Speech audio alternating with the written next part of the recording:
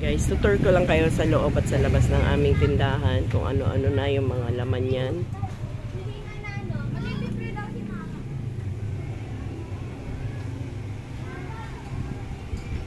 Meron kasing nag-comment na ating followers at subscriber at viewers na pakita ko raw kung ano-ano yung laman ng aming tindahan.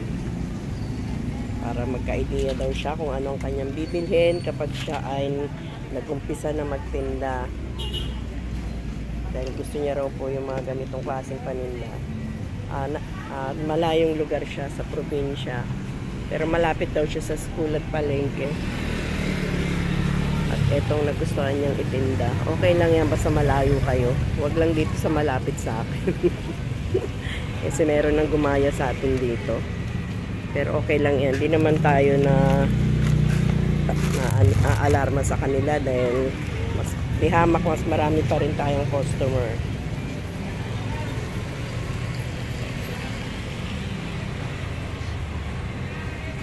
Kasi kung ano yung mabili, yun ang meron tayo, lalo na ngayon yung year. Meron tayong mga banner ng Happy New Year. Yan na naman ang susunod na mabenta. Ayan, mga ganito, mga pang decor, Christmas decor at New Year decor. At ayan ang mga turotot. Hindi ko pa na-display yung iba. After Christmas ilalabas ko na yan lahat. Kasi yan na naman ang susunod na pagkakaguluhan dito sa amin. Yung mga clumps natin kasama yan. Halukay na sila dyan. Bahala na silang halukay. Kasi pag maaayusin mo yan, magugulo lang din yan. Kaya ganyan ang forma niyan. Yan ang ating mga hikaw.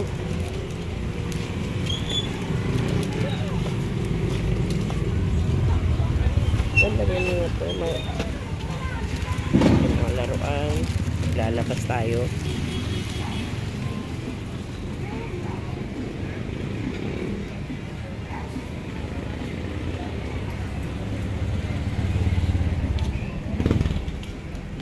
Mga turotot natin. Mga wrapper.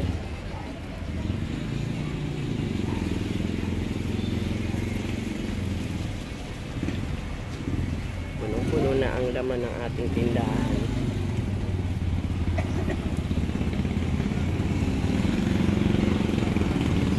Kailangan tumitingala kayo para makita nyo rin kung ano yung mga nasa taas.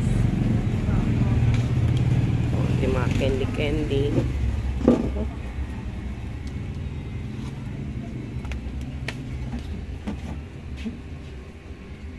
Slime.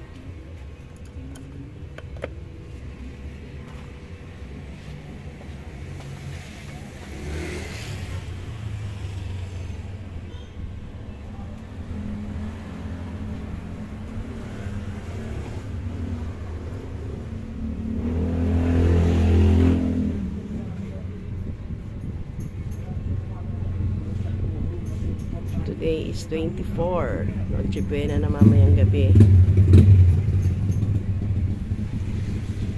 Merry Christmas advance po sa ating lahat. Sana maging masaya po ang ating mga Pasko. At bukas ay Pasko na pero open pa rin tayo.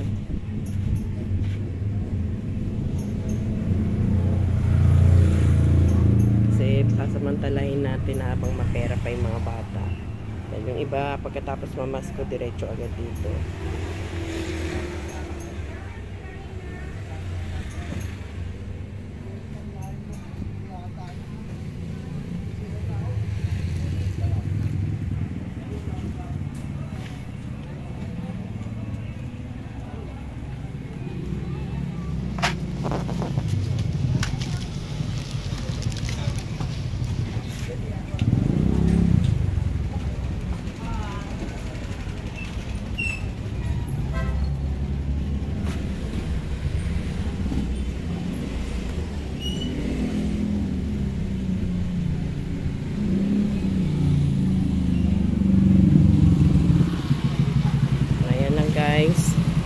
Bye-bye and Merry Christmas, Happy New Year.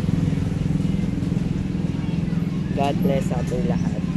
Sana maging magandang pasok ng New Year sa ating lahat. Bye-bye and God bless.